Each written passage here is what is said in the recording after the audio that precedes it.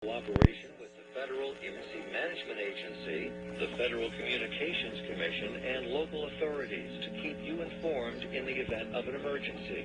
If this had been an actual emergency, an official message would have followed the tone alert you heard at the start of this message. No action is required.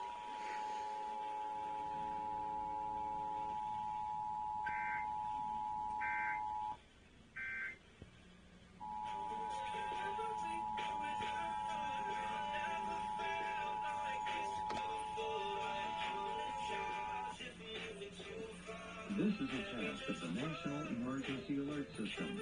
This system was developed by WAGA-TV. The Federal Emergency Management Agency, the Federal Communications Commission, and local authorities to keep you informed in the event of an emergency. If this had been an actual emergency, an official message would have followed the tone alert you heard at the start of this message. No action is required.